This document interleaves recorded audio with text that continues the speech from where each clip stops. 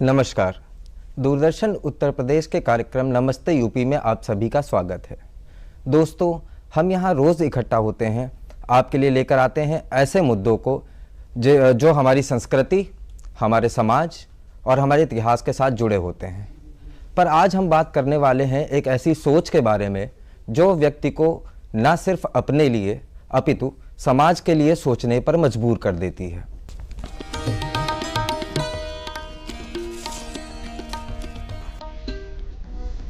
हम सभी जानते हैं कि किसी भी देश का विकास केवल सरकार की योजनाओं और नीतियों पर निर्भर नहीं करता। समाज के हर वर्ग की सक्रिय भागीदारी भी जरूरी है। यहाँ एनजीओस एक अहम कड़ी बनकर सामने आते हैं। एनजीओस का मुख्य उद्देश्य है जनहित के कार्य करना, लोगों को जागरूक बनाना और उन तक सुविधाएं पहुंचाना जिन तक सरकार की योजनाएं आसानी से नहीं पहुंच पाती। शिक्षा के क्षेत्र में एनजीओस ने लाखों बच्चों को स्कूल तक पहुंचाया है, उन्हें मुफ्त किताबें और पढ़ाई का अवसर दिया है। स्वास्थ्य के क्षेत्र में ये संगठन गांव-गांव जाकर स्वास्थ्य शिविर लगाते हैं, टीकाकरण और दवाओं की सुविधाओं को उपलब्ध कराते हैं। पर्यावरण संरक्षण में भी एनजीओस पेड़ लगाने, प्लास्टिक को कम करने और स्वच्छता के लिए लगातार काम कर रहे हैं। महिला सशक्तिकरण और ग्रामीण विकास में भी इनका बड़ा योगदान है। महिलाओं को स्वरोजगार के लिए प्रशिक्षण देना और प्रशिक्षण देकर उन्हें आत्मनिर्भर बनाना। दोस्तों, देश का असली विकास तभी संभव है जब सरकार और समाज मिलकर कदम बढ़ाएं। एनजीओस इसी सेतु का काम करते हैं। वे सरकार की योजनाओं को आम जनता तक पहुंचाने के साथ साथ नई सोच और नए प्रयासों से समाज को जोड़ते हैं। इसलिए कहा जाता है कि एनजीओस देश की प्रगति का मौन साथी है, जो चुपचाप लेकिन निरंतर भारत के विकास पथ को मजबूती दे रहा है।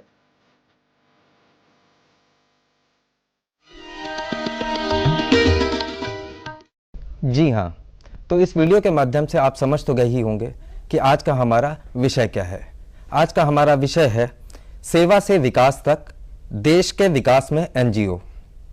आज हमारे स्टूडियो में इस पर चर्चा करने के लिए हमारे साथ दो खास मेहमान हैं। पर सबसे पहले हम आपका परिचय करा देते हैं। हमारे साथ हैं श्री अवनीश कुमार सिंह जी, जो कि उप रजिस्ट्रार फर्म सोसाइटीज एवं चिट्स लखनऊ से हैं। सर, आपका कार्यक्रम में बहुत बहुत स्वागत है। दूसरे हमारे साथ हैं जो ऐसी ही सोच रखते हैं कि उनको समाज बदलना है और समाज के लिए कुछ करना है। श्री आशीष जी, जो कि एक सामाजिक कार्यकर्ता हैं। सर, आपका भी कार्यक्रम में बहुत बहुत स्वागत है। नमस्कार।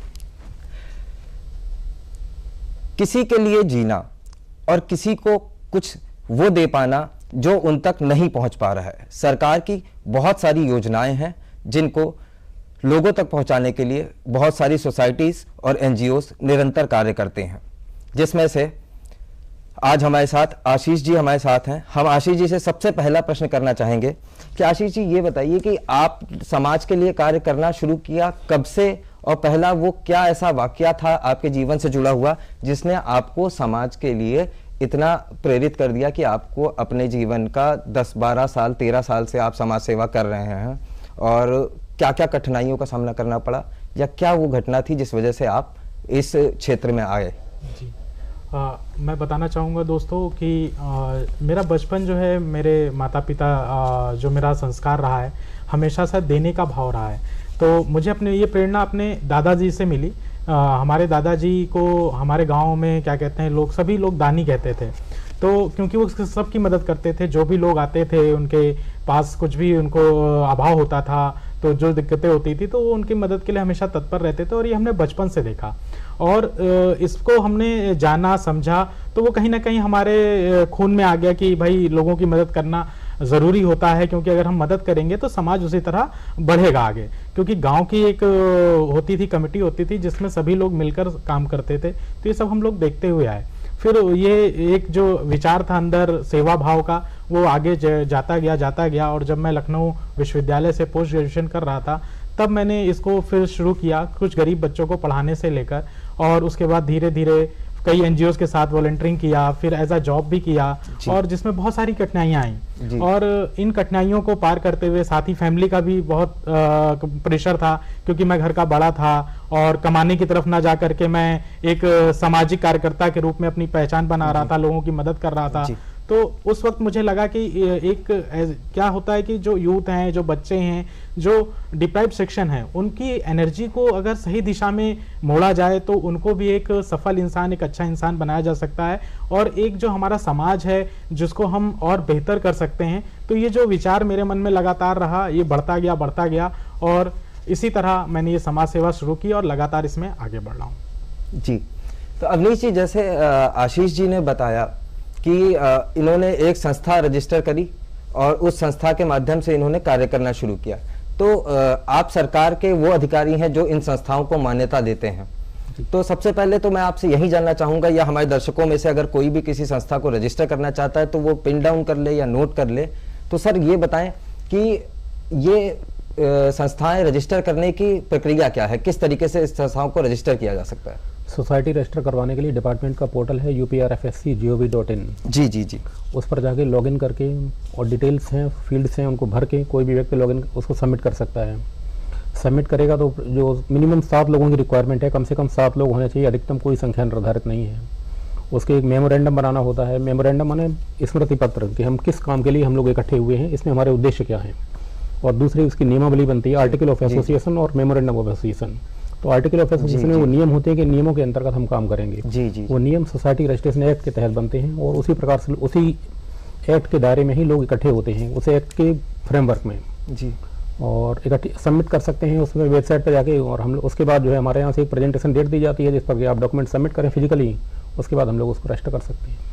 मिनिमम 7 लोगों की रिक्वायरमेंट है, 2000 रुपये उसकी फीस है सरकार की रजिस्ट्रेशन कराने की। जी जी, हर 5 साल पे सोसाइटी का रिन्यूअल होता है, उसकी 1000 रुपये फीस है हर 5 साल बाद। जी, देखिए ये बहुत ही महत्वपूर्ण जानकारी है कि हर 5 साल बाद सोसाइटी को रजिस्ट्रेशन रिन्यूअल कराना है और इसकी फीस महज 2000 रुपये है।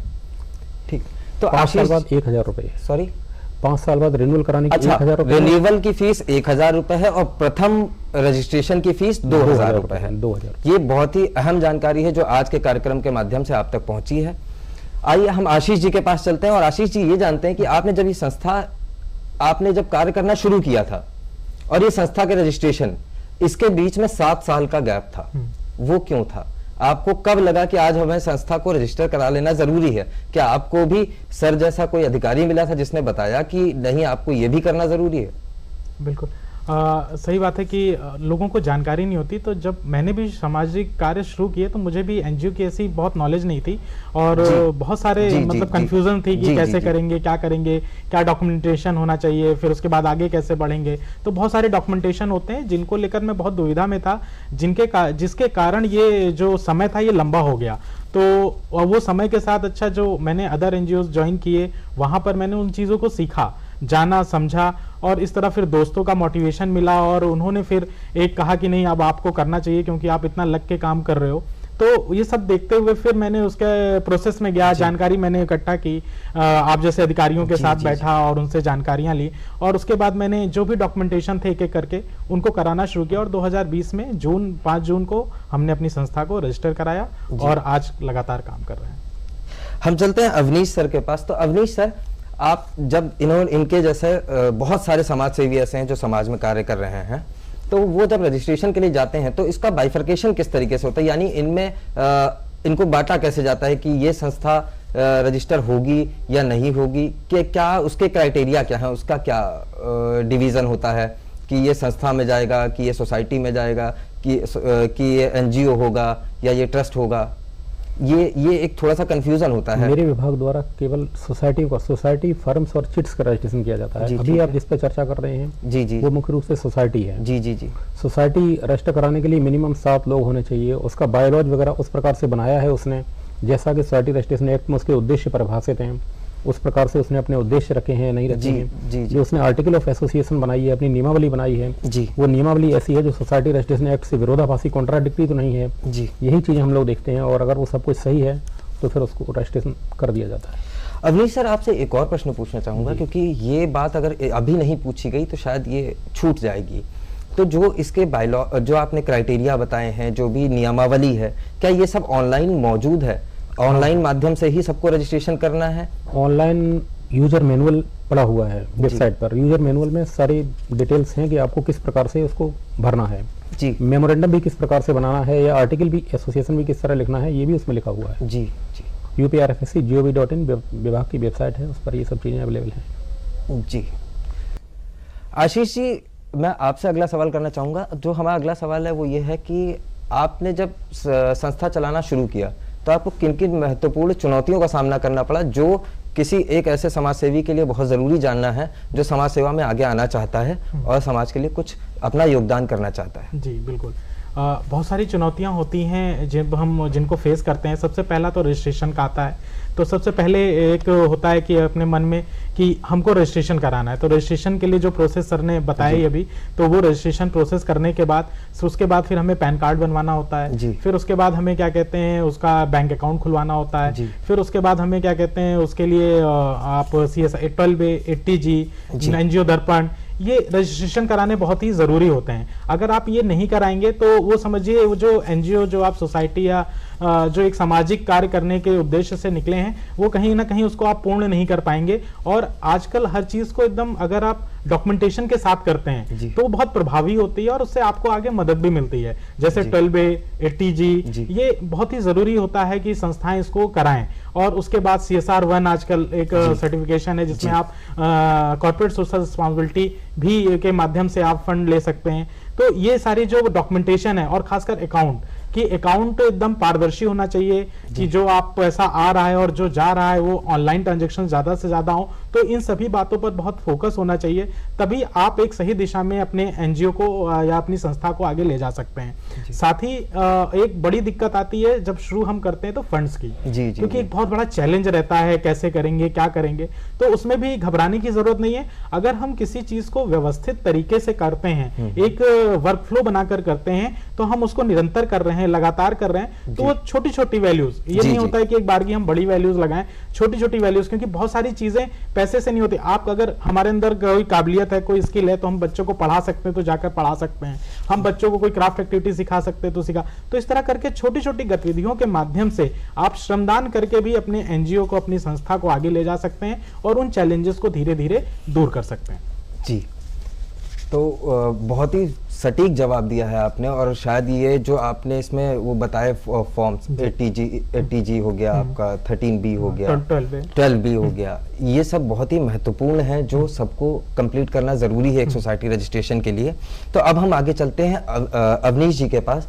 सर, हम आपसे ये जानना चाहेंगे कि संस्थाएं कितने प्रकार की होती हैं और इनकी कार्यप्रणाली की पारदर्शिता को कैसे आप लोग मेजर करते हैं, कैसे उनका मापन करते हैं, कैसे देखते हैं कि जो फंड्स का यूटिलाइजेशन हो रहा है या चीज़, जैसे अभी सर ने फंड्स की बात करी, फंड्स का जो यूटिलाइजेशन हो रहा है वो किस प्रकार से? सोसाइटी रजिस्ट्रेशन एक्ट में सामाजिक, शैक्षिक और पूर्व प्रयोजन लिखे हुए हैं, सोशल, एजुकेशनल और चैरिटेबल। जी, और यही 3 प्रकार, मतलब इन्हीं के अंतर्गत और भी आप किसी भी प्रकार से इसका बाइफरकेशन कर सकते हैं। तो एजुकेशनल के लिए स्कूल कॉलेज वगैरह चलाने के लिए, या कोई सामाजिक काम करने के लिए, या कोई चैरिटेबल मंदिर वगैरह, ये इस तरह से। और फंड की ट्रांसपेरेंसी किस तरह मेंटेन होगी, इसके लिए तो हर साल कार्यालय में सोसाइटी रजिस्ट्रेशन एक्ट के तहत बैलेंस शीट सबमिट करने का प्रोविजन है। बैलेंस शीट और मैनेजमेंट कमेटी ये डिप्टी रजिस्ट्रार कार्यालय में हर साल सोसाइटी को सबमिट करनी है।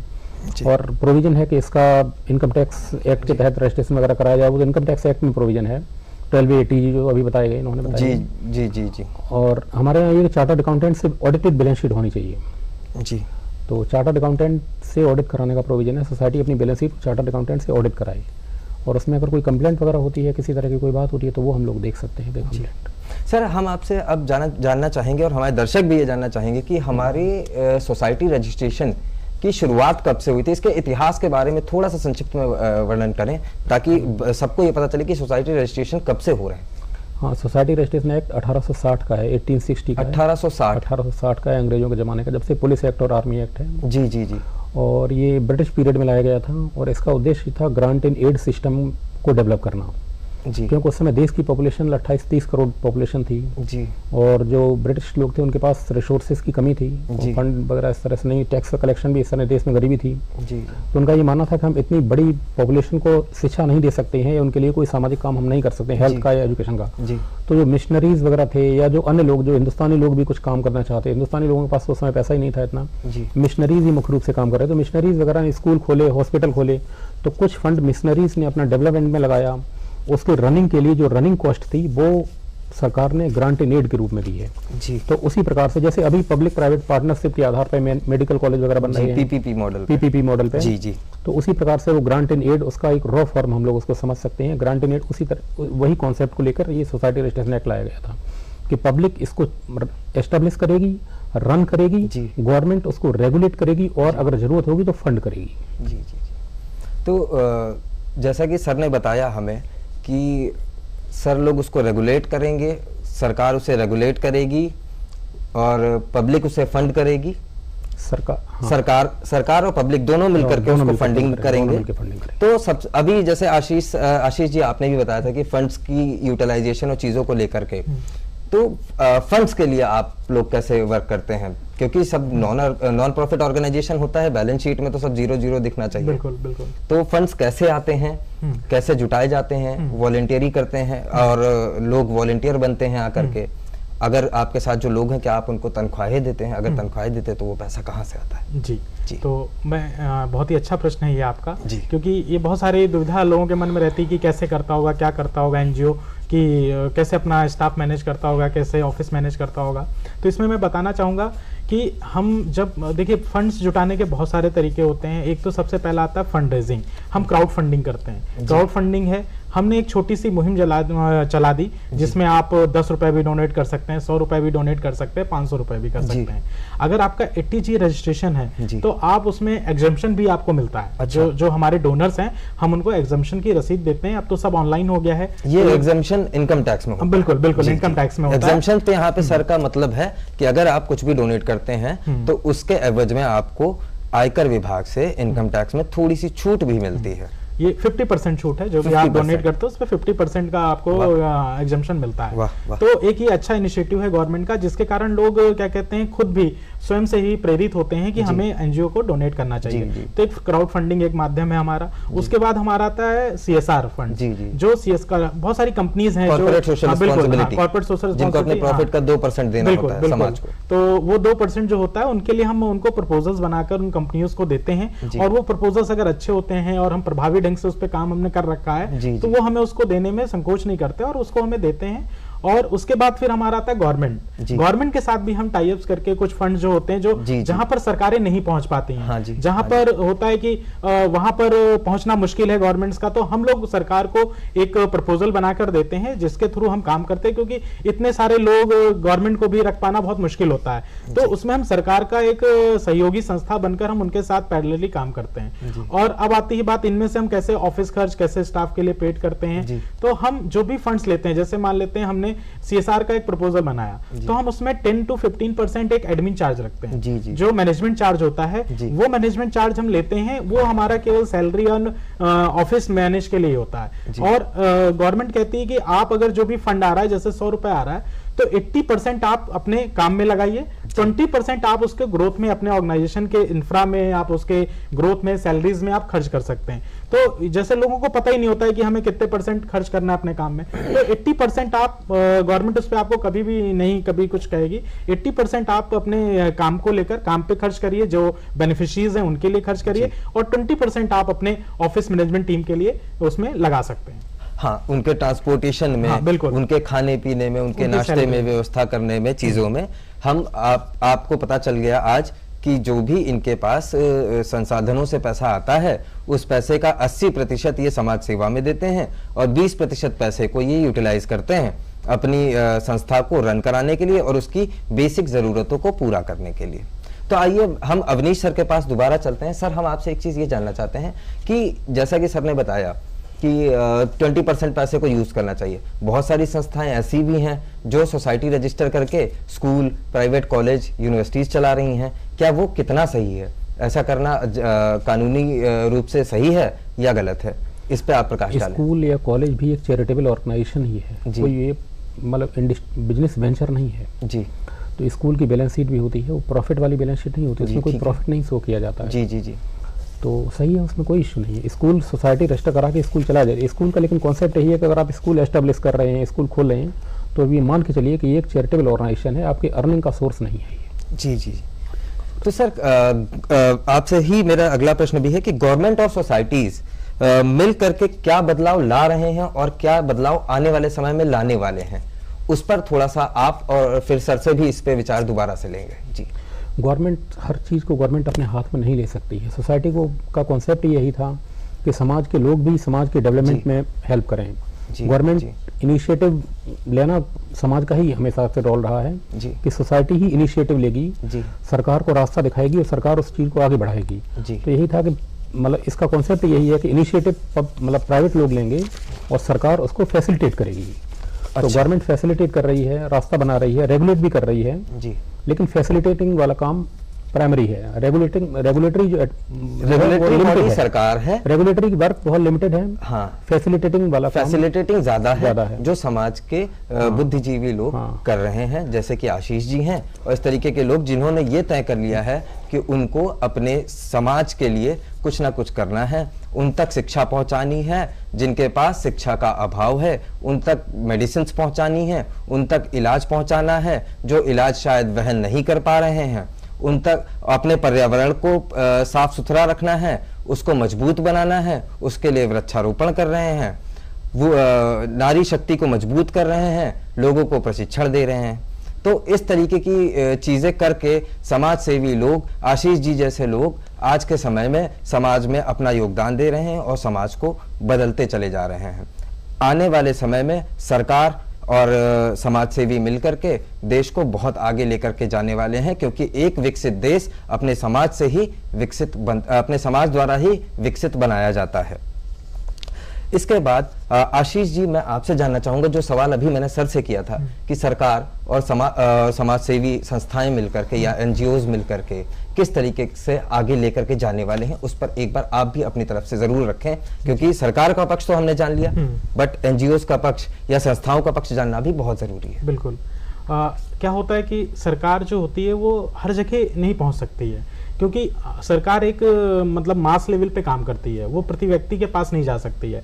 तो उसके लिए ही सोसाइटीज हैं कि उस गांव के क्षेत्र में उस स्थानीय लोगों के पास पहुंचकर उनको क्या कहते हैं हम लोग मतलब सर्च करते हैं, हम उनको क्या कहते हैं जाकर वहां देखते हैं कि उनको क्या दिक्कतें हैं, क्या गाइडेंस चाहिए, ठीक है, जो भी डिप्राइव्ड सेक्शन है उस तक पहुंचने का जो सोसाइटीज हैं, जो संस्थाएं हैं इस तरह की चल रही हैं, वो वहां तक पहुंच पाती हैं, उनके लोग पहुंच पाते हैं, वॉलंटियर्स हैं, इंटर्न्स हैं, जो हम लोग कॉलेज से आते हैं उनको भी गाइड करते हैं, तो उनको भेजते हैं। तो एक सर्वे जो एक ग्राउंड लेवल पे जमीनी स्तर पर सर्वे होता है, वो गवर्नमेंट के साथ गवर्नमेंट को हम करके देते हैं, तब गवर्नमेंट को पता चलता है अच्छा प्लान ऑफ एक्शन क्या करना है। फिर हम संस्थाएं भी उस पर प्लान और एक्शन बनाते हैं, जिसमें हम कॉर्पोरेट्स को लेते हैं, स्थानीय लोगों को लेते हैं, लोकल स्थानीय के जैसे कम्युनिटी हो गए, जैसे प्रधान हो गए, ठीक है, वहां के सभासद हो गए, इस तरह करके हम एक अलाइनमेंट तैयार करते हैं कि सब मिलकर एक लाइन होकर, सरकार हो गई, संस्थाएं हो गई, स्थानीय वहां के स्टेक होल्डर्स हो गए एंड कॉर्पोरेट्स हो गए, वो सब मिलकर वहां की दशा और दिशा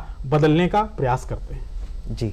तो आशीष जी, एक प्रश्न और आपसे पूछना चाहूंगा कि शिक्षा के क्षेत्र में किस तरीके से आपकी संस्थाएं योगदान दे रही हैं? जी देखिए, शिक्षा के क्षेत्र में जैसे हम अपनी संस्था की बात करें, लेट्स गिव होप फाउंडेशन, हम लोग लगातार क्या कहते हैं गवर्नमेंट प्राइमरी स्कूल्स, सरकारी जो स्कूल्स हैं, क्योंकि उनमें सबसे गरीब बच्चा पढ़ता है जाकर, तो हम उस कम्युनिटी को फॉलोअप करते हैं, वहां पर डोर टू डोर कम्युनिटी करके जो बच्चे ड्रॉप आउट हैं उनको स्कूल तक पहुंचाना, जो बच्चों के जिनको गाइडेंस नहीं है कि भाई एडमिशन कहाँ ले, पता चला 5th पास कर लिया, उसको नहीं पता 6th to 8th स्कूल कहाँ है या इंटर का गवर्नमेंट स्कूल कहाँ है, उसको उस स्कूल तक पहुंचाना। उसके बाद अगर कोई छोटे स्कूल हैं, प्राइवेट स्कूल हैं, तो हम लोग क्या कहते हैं राइट टू एजुकेशन के तहत उनका एडमिशन वहां कराते हैं, ठीक है। इस तरीके से संस्थाएं जो है फील्ड में क्या कहते हैं शिक्षा में लगातार ड्रॉप आउट बच्चों को स्कूलों तक ले जाती हैं, जिन लड़कियों की शिक्षा छूट गई उनको पुनः प्रारंभ कराती हैं, और जो बच्चों फीस से कमजोर हैं, फीस नहीं दे पा रहे हैं, तो उनका राइट टू एजुकेशन के अंतर्गत गवर्नमेंट की सहायता से उनको प्राइवेट स्कूलों में भी एडमिशन कराते हैं। और साथ में हम लोग एज अ ट्यूशन क्लास भी हैंड होल्डिंग पोजीशन में लेकर चलते हैं कि बच्चा कहीं कहीं कमजोर है, कुछ भी हो, तो हम लोग संध्या इवनिंग क्लासेस चलाते हैं जिनमें बच्चों को लगातार पढ़ाते हैं, और खासकर उनका होलिस्टिक डेवलपमेंट, जैसे उनकी साइकोलॉजी, उनका बिहेवियर, क्योंकि जो डिप्राइव्ड सेक्शन है वो सेक्शन में बहुत सारी ऐसी घटनाएं होती हैं जो उनके दिलो दिमाग में छप जाती हैं, तो उनको जुर्म के रास्ते से हटाने के लिए हमको उनकी साइकोलॉजी, उनके बिहेवियर, उनके एटिकेट्स पे काम करना पड़ता है। तो इसलिए एनजीओ का महत्व शिक्षा के क्षेत्र में बहुत ज्यादा बढ़ जाता है। जी, एनजीओ शिक्षा के क्षेत्र में बहुत कार्य कर रही हैं। शिक्षा ही नहीं, अपितु मेडिसिन क्षेत्र में भी बहुत कार्य कर रही हैं, पर्यावरण के क्षेत्र में भी बहुत सारा काम कर रही हैं। हम सरकार और समाज सेवी दोनों पक्षों के साथ में आज बैठे हुए हैं और बहुत ही व्यापक चर्चा चल रही है। दोस्तों, आपका पुनः स्वागत है नमस्ते यूपी कार्यक्रम में। आज हमारे साथ दो बहुत ही महत्वपूर्ण गेस्ट बैठे हुए हैं। हम अपनी चर्चा को उसी जगह से वापस से शुरू करते हैं जहां पे हमने उसे छोड़ा था। तो अवनीश जी, हम सबसे पहले आपसे ये जानना चाहेंगे कि संस्थाएं बहुत सारी हैं, बहुत सारे ऐसे लोग हैं जो संस्थाओं को बिना रजिस्टर किए बहुत सारा सामाजिक कार्य कर रहे हैं, और बहुत सारे लोग ऐसे हैं जो संस्थाओं को रजिस्टर करने के बाद भी सामाजिक कार्य नहीं कर रहे हैं, या जिन पर्पज से उन्होंने संस्था को रजिस्टर किया था उनको छोड़ करके वो दूसरे रास्तों पर काम कर रहे हैं। ये कितना सही है, कितना गलत है, और वो संस्थाएं कैसे पहचाने जो संस्थाएं जिनको हम एक तरीके से ये कह लें कि शायद वो फर्जी संस्था है या असली संस्था है, इनकी पहचान कैसे करें? बहुत सारे ऐसे लोग जो सामाजिक काम कर रहे हैं लेकिन जिनकी संस्था रजिस्टर्ड नहीं है जी, तो ये एक सामान्य बात है। सोसाइटी का पहले गठन होता है, उसके बाद ही उसका रजिस्ट्रेशन होता है। जी, पहले हमने गठन किया, उसके बाद कोई काम किया, छोटा मोटा काम, अकाउंट नहीं खुलाया, आप कलेक्शन करके ही छोटा मोटा कोई काम कर लिया, उसके बाद ये बात संज्ञान में आती है कि हमको इसका रजिस्ट्रेशन कराना है, इसका बैंक अकाउंट खुलवाना है, इसका पैन कार्ड खुलवाना है, या इनकम टैक्स में इसका रजिस्ट्रेशन कराना है। तो पहले गठन होगा, उसके बाद ही रजिस्ट्रेशन होगा। अगर कोई बिना रजिस्ट्रेशन के कुछ दिन सोसाइटी चला ले रहा है तो कोई उसमें कोई अनियमितता नहीं है। जी जी जी, बस यही है कि वो अपने आप अपनी चीज़ों को रेगुलेट नहीं कर पाएगा, उनको सही तरीके से नहीं ला पाएगा, अकाउंट नहीं खुल पाएगा, पैन कार्ड नहीं बन पाएगा, उनका और चीज़ें हैं, इनकम टैक्स रजिस्ट्रेशन वगैरह नहीं हो पाएगा उनका। तो ये अब दूसरी बात ये कि कोई सोसाइटी रजिस्टर्ड है और अपना काम नहीं कर रही है, तो रजिस्टर्ड है और अगर काम नहीं कर रही है तो उसका कोई ट्रांजेक्शन नहीं होगा। जी जी जी, ट्रांजेक्शन नहीं होगा तो उसकी कोई बैलेंस शीट नहीं बनेगी, बैलेंस शीट नहीं बनेगी, मीटिंग नहीं होगी, हमारे कार्यालय में वो सबमिट नहीं करेगा, 5 साल पे उसका रिन्यूअल होता है, रिन्यूअल 5 साल में नहीं होगा, सोसाइटी ऑटोमेटिकली 1 साल बाद डीरजिस्टर हो जाती है। जी सर, देखिए, जैसे अगर कोई संस्था किसी ने रजिस्टर करी है, रजिस्टर करने के बाद वो कार्य कर रहा है, पर उसने जिस पर्पज से रजिस्टर करी थी वो उस कार्य को छोड़ करके और बाकी सारे कार्य कर रहा है, तो इन सब चीजों की मॉनिटरिंग कैसे होती है? सोसाइटी का जब गठन होता है तो उसके उद्देश्य होते हैं, मेमोरेंडम ऑफ एसोसिएशन में उद्देश्य लिखे रहते हैं। जी जी, तो उसके लिए ये जरूरी है कि वो उन्हीं उद्देश्यों के लिए काम करे जिस उद्देश्य से सोसाइटी बनाई है। जी, इसके अलावा वो अगर किसी दूसरे उद्देश्य से काम करता है जी, तो ये एक अनियमितता है, और इसकी अगर कंप्लेंट मेरे कार्यालय में आएगी तो हम लोग उसके लिए जिम्मेदार हैं, उसके लिए उसकी सोसाइटी का रजिस्ट्रेशन भी रद्द कर सकते हैं, रजिस्ट्रेशन रद्द किया जा सकता है। इसके लिए सोसाइटी रजिस्ट्रेशन, तो ये बहुत ही महत्वपूर्ण जानकारी है कि अगर आपने किसी कार्य के लिए रजिस्ट्रेशन करा है अपनी सोसाइटी का, तो आप उसी कार्य में अपने काम को आगे बढ़ाएं और समाज को अपना योगदान दें। अगर आप किसी और कार्य को कर रहे हैं तो उसकी जानकारी आप पूर्व डिपार्टमेंट में दे दें, तब जाकर के आप उस कार्य को करें। नहीं, उसके लिए आपको अपना मेमोरेंडम में आपको ऐड करना पड़ेगा, उसको ऐड जरूर करा लें। जी, सोसाइटी बनाई है, अगर आप 5वें उद्देश्य के लिए काम करना चाहते हैं जी, तो आपको अपना मेमोरेंडम एसोसिएशन नया बनाना पड़ेगा। उसमें एक उद्देश्य को लिखना पड़ेगा कि मैं अब उद्देश्य इस उद्देश्य के लिए भी काम करना चाहता हूँ, तब वो काम किया जा सकता है। तो सर, आप ये बताना चाहेंगे कि किन किन लोगों को सोसाइटी बनानी चाहिए या किन को एनजीओ बनाना चाहिए? ये बहुत ही महत्वपूर्ण बात है। सोसाइटी किन लोगों को बनानी चाहिए या किन लोगों को मतलब इस तरह के सोशल सेक्टर में जाना चाहिए? जी, उन लोगों को जाना चाहिए जो उसे मतलब एक चैरिटेबल वर्क मान के चलें। जी जी, सोसाइटी में आया हुआ कोई भी पैसा, स्कूल की फीस हो, कॉलेज की फीस हो, जी, वो उस प्रकार से है जैसे मंदिर के दान पात्र में आया हुआ पैसा, मंदिर के, मस्जिद के, चर्च के, गुरुद्वारे के, जी, वो पैसा किसी भी प्रकार से मतलब ऐसा नहीं हो, अर्निंग का माध्यम नहीं हो सकता है। वो केवल चैरिटेबल वर्क के लिए पैसा का कलेक्शन हुआ है और वो उसी उद्देश्य में खर्च होगा। तो अगर आपके पास कोई और सोर्स ऑफ इनकम है, आपको लगता है कि मेरे पास इस तरह, तो आप अपना जीवन सोसाइटी के लिए समर्पित कर सकते हैं, पूरा होल लाइफ आप सोसाइटी चलाइए, कोई इशू नहीं है। लेकिन अगर आपके पास कोई इस तरह का सोर्स ऑफ इनकम नहीं है तो फिर सोसाइटी चला के सोर्स ऑफ इनकम नहीं बनाया जा सकता है।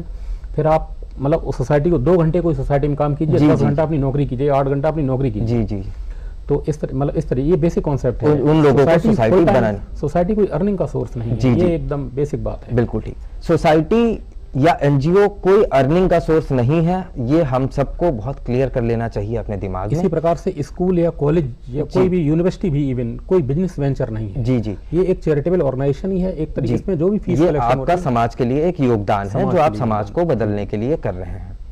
मेरा अगला सवाल आशीष जी से है जो कि एनजीओज को रिप्रेजेंट कर रहे हैं। तो आशीष जी, सबसे पहले तो मैं आपसे ये जानना चाहूंगा कि जब कोई भी व्यक्ति समाज सेवा में आना चाहता है तो उसकी नीयत कैसी होनी चाहिए? जी, देखिए बहुत बढ़िया प्रश्न है कि आज बहुत सारे युवा जो है सोशल सामाजिक कार्यकर्ता के रूप में आगे आना चाहते हैं और वो कुछ समाज के लिए करना चाहते हैं। तो जैसे मेरे पास भी बहुत सारे युवा या बहुत सारे लोग हैं जो आते हैं कि एनजीओ को कैसे बनाएं और कैसे काम शुरू करें। तो बहुत सारे लोगों में उनमें कुछ ऐसे भी लोग होते हैं जो केवल इस माइंडसेट से आते हैं कि कैसे फंड आएगा, कैसे हम फंड ले पाएंगे, कैसे पैसा कमा बिल्कुल लें। बिल्कुल। कैसे तो पैसा कमा ये लें। देखिए क्या होता है ना, हम एक सामाजिक कार्य करने के लिए जब हम आ रहे हैं तो हमारी नीयत बहुत मायने रखती है, क्योंकि पहले हमें अपने काम पे फोकस करना होगा। जो सर ने बताया कि उद्देश्य, कि आप क्या उद्देश्य लेकर आए हैं, उन उद्देश्यों को आप कैसे पूरा करेंगे, उसका एक एक्शन प्लान आपके दिमाग में होना चाहिए। ना कि आपके दिमाग में होना चाहिए कि फंड्स को कैसे करना है, कैसे वो लेना है, क्योंकि ये एक प्रोसेस का पार्ट है, ये एक प्रक्रिया है। जैसे आप जब एक बच्चा पैदा होता है तो फिर वो धीरे धीरे खाना शुरू करता है, धीरे धीरे चलना शुरू करता है, फिर दौड़ना शुरू करता है। तो ये एक प्रक्रिया है। इस प्रक्रिया के अंतर्गत क्या है कि आप जो भी व्यक्ति आता है उस प्रक्रिया को फॉलो करना पड़ेगा, और उस प्रक्रिया को फॉलो करने के लिए जैसे एक बच्चे की नीयत होती है साफ, तो उस नीयत के साथ आपको काम करना पड़ेगा। अगर नीयत साफ नहीं होगी, आपके अंदर दिमाग में अगर होगा कि नहीं हमें पैसा उससे कर लेना है, या हम अपना घर कैसे चला लें, या ये सारी चीजें हम उसको कैसे क्या कहते हैं प्रयोग करें, बहुत लोग हैं आजकल नेम फेम के लिए भी करते हैं, तो ये सब मायने नहीं रखता है। मायने रखता है कि जो हमारा बेनिफिशियरी है, जिसके लिए हम काम कर रहे हैं, हम उसको कितना सपोर्ट कर पा रहे हैं, हम उसके जीवन में क्या बदलाव कर पा रहे हैं, जो हमारा एक्शन प्लान है उसका क्या आउटकम है। अगर आउटकम है आपके काम का तो आप निरंतर आगे बढ़ेंगे और आपको हमेशा उसमें सक्सेस होंगे। सर एक चीज और जानना चाहूंगा सर, रोजगार के क्षेत्र में एनजीओ किस तरह अपना योगदान दे रहे हैं? और जैसा आपने बताया कि ये एक प्रक्रिया है, इस पूरी प्रक्रिया में आपने बताया कि एक बच्चा होता है जो शिशु अवस्था में होता है, साफ नियत के साथ आता है, फिर जवान होता है, क्या वो बूढ़ा भी होता है और मरता भी है? यानी एनजीओ कभी खत्म भी होती है? हाँ बिल्कुल, अगर कोई कारण है तो वो भी बताएं। बिल्कुल, देखिए जो चीज कभी जो जन्म लिया है उसका भी एक दिन अंत होता ही है। तो जो भी एनजीओज हैं वो बहुत, अगर आप देखें बहुत पुराने एनजीओ जिन्होंने निरंतर पारदर्शिता के साथ काम नहीं किया, जिन्होंने लापरवाही की, जैसे जब आप अपने शरीर के साथ लापरवाही करते हैं और आप अनियमितता करते हैं तो आपको ऊपर दंडात्मक कार्रवाई होती है, चाहे वो ऊपर वाले की तरफ से हो। इसका जवाब हमें एक बार अवनीश सर से भी लेना चाहिए। अवनीश सर, किस तरीके से आप लोग संस्थाओं को मॉनिटर करते हैं और ये निर्णय पे आते हैं कि अब इस संस्था को हमें बंद कर देना चाहिए या इसको डी रजिस्टर कर देना चाहिए? डी रजिस्टर करने के लिए सोसाइटी रजिस्ट्रेशन एक्ट में प्रोविजन है कि अगर कोई सोसाइटी समाज के हित के विरुद्ध काम करती है, अपने उद्देश्यों के विरुद्ध काम करती है, या उसने अपना रजिस्ट्रेशन ही किसी फ्रॉड बेसिस पे गेन करा लिया है तो फिर वो उसको डी रजिस्टर किया जाए। या तो सोसाइटी के अगेंस्ट काम करे, या वो अपने उद्देश्यों के अगेंस्ट काम करे, या उसने अपना रजिस्ट्रेशन ही गलत तरीके से। और जैसे अभी सर ने बताया कि कुछ लोग जो है नेम और फेम के लिए करते हैं कि उन्होंने संस्था बना ली, संस्था बनाने के बाद वो हर वीडियो में तो दिख रहा है कि कंबल बांट रहे हैं, हर वीडियो में तो दिख रहा है कि क्लासेस ले रहे हैं, हर वीडियो में तो दिख रहा है लोगों को खाना दे रहे हैं, पर एक्चुअल जमीन पे वो सिर्फ 30 सेकंड 50 सेकंड की वीडियो में ही होता है, असलियत में नहीं होता। क्या ऐसा मॉनिटरिंग करने का कुछ आप लोगों के पास वो होता है? सोसाइटी का जितना ब्रॉड स्पेक्ट्रम होगा उसी प्रकार से उसका जो डिटेल हमारे पास सबमिट होंगे उनमें उसका रहता है कि उसने मीटिंग की है या नहीं की है, उसने कुछ अगर पैसा खर्च किया है सोसाइटी में तो उसके बैलेंस शीट में आएगा। बैलेंस शीट हमारे यहाँ हर साल सबमिट होने का प्रोविजन है। तो अगर उसने कुछ काम किया है उसका ट्रांजेक्शन तो वो दिखेगा, बिल्कुल ट्रांजेक्शन बैलेंस शीट में आएगा उसकी। अगर कुछ भी नहीं किया तो उसके पास कुछ नहीं होगा। आशीष जी, रोजगार के क्षेत्र में एनजीओ किस तरह काम कर रहे हैं, कैसे मदद कर रहे हैं? रोजगार के क्षेत्र में आज एनजीओ जो संस्थाएं हैं वो बहुत प्रभावी ढंग से काम कर रही हैं, क्योंकि देखिए क्या होता है, यूथ जब कॉलेज में होता है तभी से एनजीओ का रोल शुरू हो जाता है उसके गाइडेंस में। तो जो युवा है जो क्या कहते हैं भटक रहा है इधर उधर, तो हमारा काम होता है, इसीलिए हम लोग एक सोशल इंटर्नशिप प्लान चलाते हैं जिसके अंतर्गत हम युवाओं को गाइड करते हैं जमीनी स्तर पर उनकी पर्सनैलिटी डेवलपमेंट, और साथ ही साथ युवाओं के साथ साथ जो मिडिल क्लास फैमिली और लोअर फैमिली है उनके लिए हम लोग स्किल डेवलपमेंट क्लासेस भी चलाते हैं। जैसे आप आजकल जो मॉडर्नाइज है जिसमें आपका सोशल मीडिया आ गया, वीडियो एडिटिंग आ गया, ग्राफिक्स आ गया, कंप्यूटर है, एडवांस एक्सेल है, तो इन सब की हम ट्रेनिंग मतलब सभी आजकल अधिकतर जो संस्थाएं हैं, एनजीओज हैं, वो कर रहे हैं। और जैसे महिलाएं हैं तो उनको सिलाई की ट्रेनिंग, बुनाई की ट्रेनिंग, मतलब जो जिसमें इंटरेस्टेड है, हम कोशिश करते हैं हर तबके के लिए एक ऐसा स्किल डेवलपमेंट कोर्स लाएं जिससे वो सीख कर अपना अर्न कर पाए। जी, तो आपने देखा कैसे शिक्षा के क्षेत्र में, कौशल के क्षेत्र में, पर्यावरण के क्षेत्र में और हर क्षेत्र में जो है संस्थाएं, एनजीओज अपना योगदान दे रही हैं, हमारे समाज को बदल रही हैं। आज हमारे साथ दो खास मेहमान थे, श्री अवनीश कुमार सिंह जी और श्री आशीष जी। मैं इन दोनों का तहे दिल से शुक्रिया अदा करता हूं नमस्ते यूपी की पूरी टीम की तरफ से कि आपने हमारे दर्शकों को इतनी महत्वपूर्ण जानकारियां विद फैक्ट्स दी। अगर आज के कार्यक्रम को आप देखेंगे तो आपको वो सारी प्रोसेस और सारी जानकारियां मिल जाएंगी कि आप एक सोसाइटी कैसे रजिस्टर करें, आप एक एनजीओ में कैसे काम करें, काम करने में जो चैलेंजेस हैं वो आपको आशीष जी ने बता दिए और कैसे काम करना है वो आपको अवनीश जी ने बता दिया। तो मैं दोनों का ही शुक्रिया अदा करता हूं और आप सबसे लेता हूं इजाजत। कल फिर मिलेंगे इसी समय। नमस्कार।